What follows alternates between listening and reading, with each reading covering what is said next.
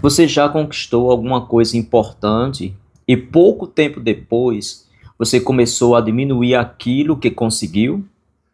Você passa em uma prova, por exemplo, e pensa que ela estava fácil. Você recebe um elogio e acha que essa pessoa está exagerando. Consegue uma oportunidade e você pensa que teve sorte. A conquista aconteceu, existe uma evidência concreta de que você conseguiu, mas por algum motivo, dentro de você, você pensa assim, que parece que aquilo não conta. E foi estudando o esquema de fracasso do livro Reinvente Sua Vida, de Jeffrey Young, que nós estamos aqui fazendo uma série sobre o esquema de fracasso, eu percebi que uma pessoa, ela não precisa estar fracassando para continuar se sentindo fracasso. E é justamente aí que esse assunto ele se aproxima muito daquilo que conhecemos como a síndrome do impostor. Já ouviu falar sobre isso, da síndrome do impostor? Então vamos saber mais um pouco sobre a síndrome do impostor e o esquema de fracasso, continuando com esse assunto. Vamos lá? Vamos. Na série que eu estou fazendo aqui no nosso canal, eu estou falando sobre o esquema de fracasso apresentado no livro Reinvente Sua Vida. E o esquema de fracasso está muito relacionado à crença de que em alguma área importante da vida você se sente menos capaz, menos competente, menos bem-sucedido que as outras pessoas. Só que existe um detalhe importante. Esse sentimento ele pode continuar mesmo quando a realidade começa a mostrar outra coisa. Você pode crescer profissionalmente, pode concluir uma faculdade, pode aprender uma nova habilidade, pode receber reconhecimento, pode superar alguma coisa que antes parecia muito difícil.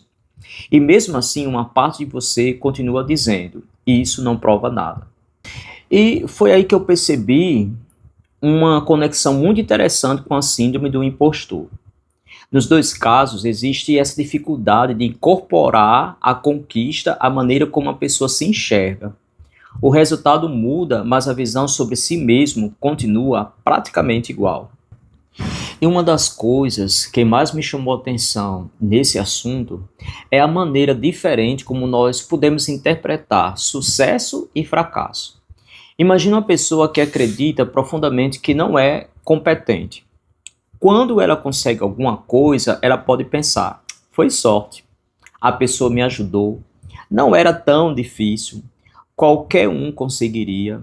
Agora imagine que alguma coisa dá errado. A interpretação ela muda completamente. Está vendo? Eu sabia que não era capaz. Ou seja, quando dá certo, ela encontra uma explicação fora dela. E quando dá errado, aquilo vira uma prova sobre quem ela é. E esse é o padrão muito injusto. Porque você cria uma regra em que praticamente não existe possibilidade de vencer. Se consegue, não conta. Se não consegue, confirma aquilo que já acreditava. Eu acho que muita gente vive isso sem nem perceber. Outra ideia muito associada à síndrome do impostor é o medo de que em algum momento as outras pessoas descubram que você não é tão competente quanto elas imaginam. E dentro do esquema de fracasso, isso faz bastante sentido.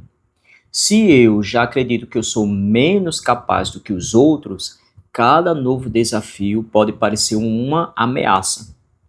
Uma promoção, uma apresentação, uma responsabilidade, uma prova difícil ou até uma oportunidade boa pode despertar um pensamento parecido como: e se agora perceberem que eu não dou conta? Por isso, algumas pessoas acabam se cobrando de uma maneira muito intensa e elas sentem que não podem errar. Precisam estar sempre preparadas, precisam fazer mais, precisam provar constantemente que merece estar naquele lugar. Só que existe um problema. Quando você consegue alguma coisa depois de se esforçar muito, em vez de pensar, eu consegui porque me preparei, você pode pensar, eu só consegui porque trabalhei muito mais do que todo mundo. E mais uma vez, a competência aí desaparece da história. O esquema de fracasso, ele também pode aparecer quando você olha para as outras pessoas e sente que elas estão sempre mais avançadas. Alguém parece ter uma carreira melhor do que a sua. Outro parece aprender mais rápido do que você. Outra pessoa parece muito mais segura. E a comparação começa. Só que essa comparação normalmente não é equilibrada. Você conhece todas as suas inseguranças, dúvidas, erros e dificuldades. E da outra pessoa, geralmente você conhece só o resultado. Então você compara o seu lado mais vulnerável com o lado mais visível dela. E a conclusão quase sempre será desfavorável para você. Isso pode fortalecer ainda mais aquele pensamento. Todo mundo consegue. Eu sou o único que está ficando para trás. E mesmo quando você avança, encontra alguém que avançou mais para continuar se sentindo insuficiente. Quando eu pensei no título desse vídeo, foi justamente por causa disso. Roubar a conquista não significa fazer você perder aquilo que conseguiu. A conquista, ela continua existindo. O diploma também continua lá. A aprovação aconteceu. O trabalho foi reconhecido. A oportunidade chegou. O problema é que internamente você não consegue transformar aquilo em uma nova evidência sobre você mesmo. É como se a sua história avançasse, mas a sua visão sobre você continuasse presa em uma versão antiga. Isso é muito importante quando pensamos em esquemas. Por quê? Porque um esquema ele funciona quase como uma lente. Você começa a interpretar novas experiências a partir de uma ideia que já existe.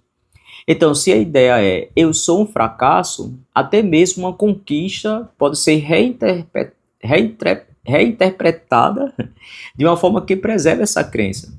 Você não pensa, talvez eu seja mais capaz do que imagina. Você pensa, dessa vez eu tive sorte. E assim o esquema continua intacto. E uma das ideias que aparece quando estudamos o esquema de fracasso é começar a observar se aquilo que sentimos sobre nós mesmos corresponde realmente às evidências. E eu acho essa pergunta muito importante. O que os fatos mostram, não apenas o que eu sinto sobre isso. Por quê? Porque eu posso sentir que não sou competente e, ao mesmo tempo, existir uma série de evidências mostrando que desenvolvi competências. Uma coisa prática seria começar a registrar conquistas de uma maneira mais objetiva. Não precisa ser nada grandioso. Você pode escrever, eu consegui fazer isso, eu aprendi isso, eu tive dificuldade, mas continuei. Recebi esse reconhecimento. Hoje consigo fazer algo que antes não conseguia. E o mais importante é resistir à vontade de colocar um mais depois. Por exemplo, consegui, mas foi fácil. Passei, mas todo mundo passou. Fui elogiado, mas a pessoa estava sendo gentil comigo. Então experimente deixar a conquista terminar no ponto eu consegui. Às vezes, reconhecer um fato sem diminuí-lo já é um exercício muito importante. Uma das coisas que estou aprendendo com o esquema do fracasso é que fracasso não é apenas aquilo que acontece do lado de fora. Existe também a maneira como interpretamos nossa própria história. E uma pessoa ela pode estar avançando e continuar acreditando que está parada. Pode ser reconhecida e continuar achando que não merece. Pode conquistar e continuar esperando o momento em que alguém vai descobrir que ela não é boa o suficiente. Por isso eu achei interessante relacionar esse esquema com a síndrome do impostor. Por quê? Porque em determinados casos o problema não é só a ausência de conquista, é a dificuldade de permitir que essas conquistas elas mudem a maneira como você se enxerga. E eu quero terminar aqui fazendo uma pergunta. Quando você conquista alguma coisa, você consegue reconhecer a sua participação naquela conquista ou costuma explicar imediatamente porque aquilo não foi mérito seu? Escreva aqui nos comentários, porque essa resposta pode revelar bastante sobre a maneira como você está interpretando a sua própria trajetória. E se você está acompanhando essa série sobre o esquema do fracasso, se inscreva no nosso canal. Nos próximos vídeos eu vou continuar compartilhando aqui o que eu estou aprendendo com o livro Reinvente Sua Vida e relacionando essas ideias com situações que aparecem no nosso dia a dia. Até o nosso próximo vídeo. Tchau!